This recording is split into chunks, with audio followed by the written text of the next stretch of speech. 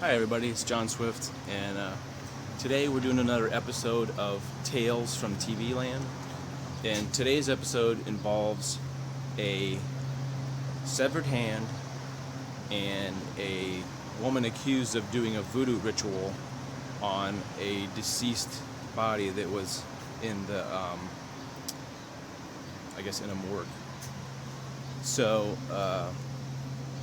back about 15 years ago, I used to be a TV photographer, covering all the news things, and I used to have all these strange cases. Boy, the sun is bright out here. And so I wanted to go over this crazy case where a lady was accused. She was a local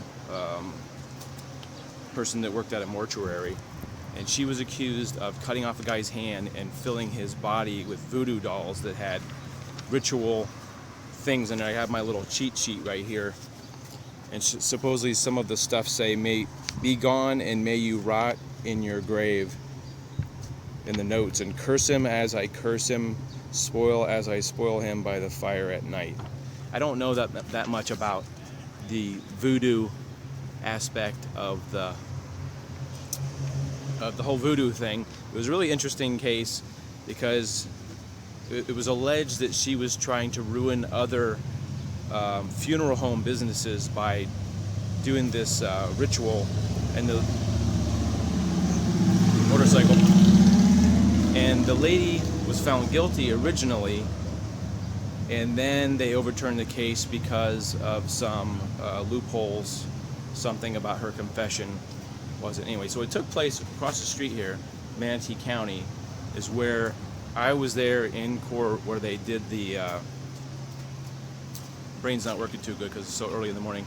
They did the arraignment, which is where you go to court and you basically plead guilty or not guilty to the charges, I guess. And so what happened is I was in court filming the proceedings with my camera, and then there was other cameras there from different TV stations like Channel 10 and Channel 13. We're waiting. Well, I don't know if they were waiting. What usually happens, there's one person in the courtroom, and there'll be a couple people waiting for the person to come out so they can get the footage of the person coming out of court. Like in this case, you walk right out of the doors of this building, and that's where this video that I have takes place. Is she's actually coming out of the doors of the courthouse, this courthouse has just recently been refurbished behind me here. Oh, you can see a nice tree there. So let's go across the street and take a look at what happened over there. So, like I said, I was in court shooting, and there was photographers waiting for Mrs. Albritton to come out of court. And the funny thing is, that day it was really humid out. And usually when you take a professional camera from indoors to outdoors, the air conditioning, the camera fogs up, and that's what you kind of see is in this video. It is very foggy because as soon as they come out, your lens fogs up.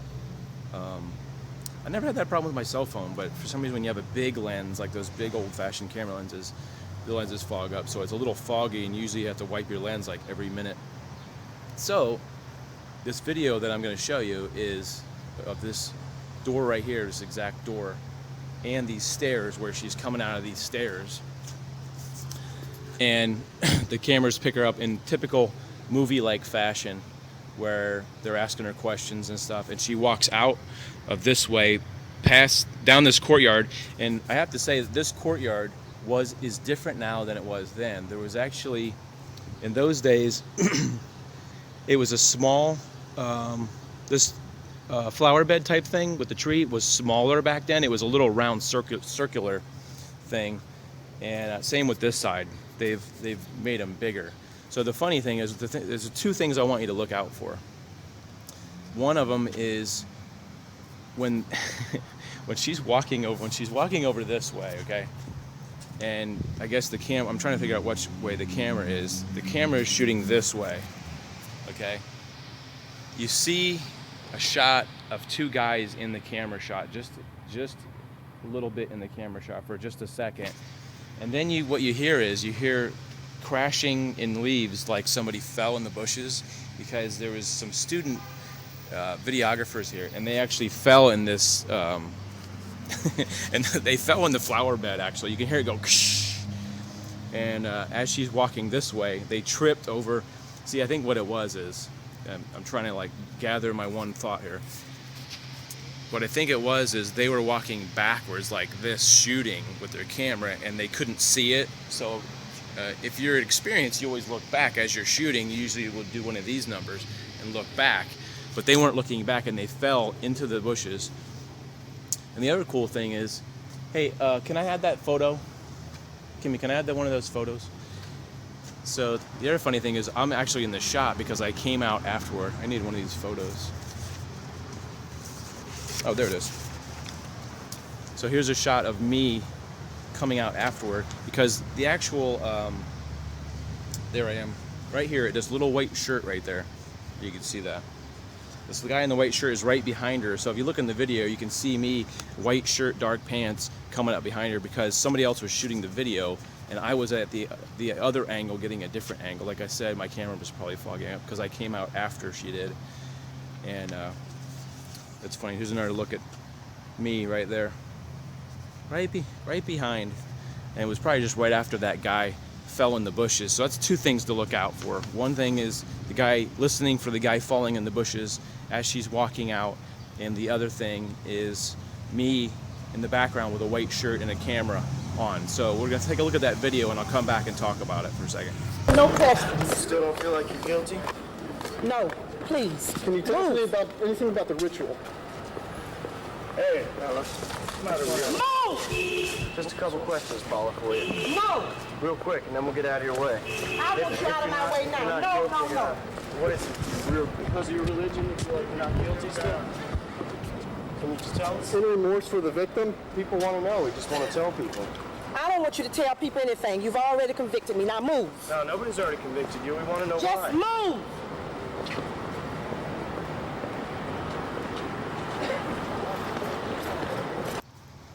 If you've watched the video, you see her come down these steps and you see the camera following her down this way. And she's here. And right about here, you hear a crash in the bushes, and that's the guy falling.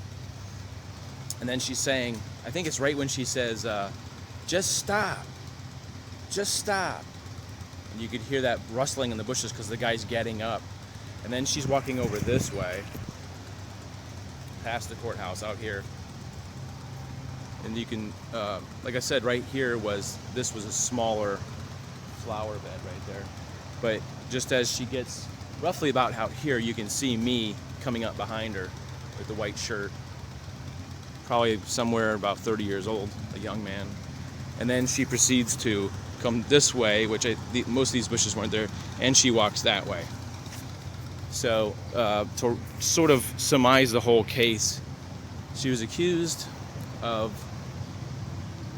cutting off the hand, throwing it in the Manatee River, and supposedly it was weighted, but it washed up. And what the story says is that a county worker in the Manatee River found the hand, and they took it to the crime lab, got the fingerprints, traced it to a guy named Willie Suttle, who was 70 years old, deceased of natural causes, had went to the funeral home where the Mrs. Albritton worked, and then she supposedly cut off his hand and threw it in. And I should say allegedly, because I don't think she ever served time for it. Although there was a lot of evidence that pointed to the fact that she was the one who took care of him after he passed away. He was buried in Palmetto. They ended up digging him up and, making sure that was his hand. And they actually discovered that there was voodoo dolls. They'd taken out the organs. That's the really super strange part, besides the hand missing, is they'd taken the hand off, put voodoo dolls inside. I think it was somewhere in the neighborhood of 7. I actually had the autopsy report somewhere in a file locked in my exclusive filing area somewhere, and it says specifically, like, this doll had a note on it that said, like I said before, these weird things about, twist him and turn him and all that stuff. They're really neat looking what do you call this, monument to Robert E. Lee there. Like I said, a lot of this was, I think, just done in the last month or so, redone in the last month or so. No thanks. Maybe in a little bit. There's a guy back there. So, getting thrown off my train of thought. So they do autopsy on Willie Suttle after he's already been buried already, and they find these dolls. And there's actually pictures on the internet, I think. If you search Paula Albritton or Voodoo Ritual, you can go on Google search newspapers, I think, and you can see it. But they have a picture of the dolls, which are they were like little fabric dolls, and they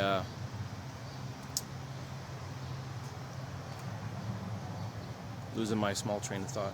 They were fabric dolls, and they had notes on there.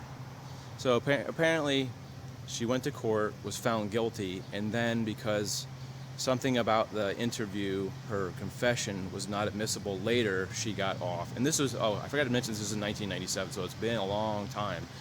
But I've been wanting to shoot this video because of how interesting it was. And as you can see, she was quite agitated coming out of the courtroom. And I didn't follow the whole case, so I didn't know the whole story. But after doing some research on the internet, I did find out that she was found guilty, and then she was acquitted later because of some loopholes in the thing. But I'm glad you chose to do this video. I do these videos every so often.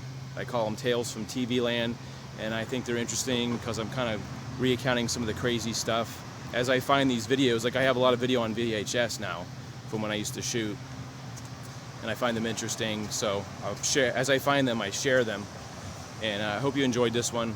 The video was pretty cool. There's very few times in my career as a photographer where somebody came out of court and was just really mad.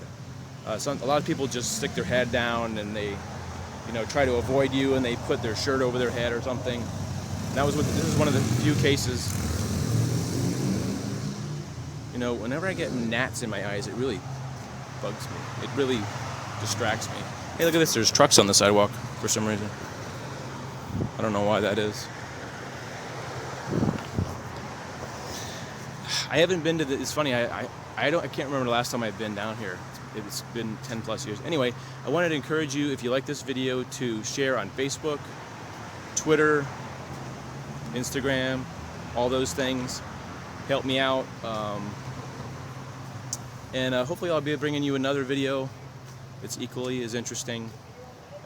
Check out my regular channel, or this channel is actually John Swift Live. My other channel that I have, the original video is actually on my Mr. John Swift 200. That's the YouTube Mr. John Swift 200, all one word. That video, original video, is on there of her coming out of court. It's the Voodoo Lady is Pissed, I think it's called, something like that. And so I appreciate it. Thanks for your time, guys. As always, have a great day. Please like and subscribe.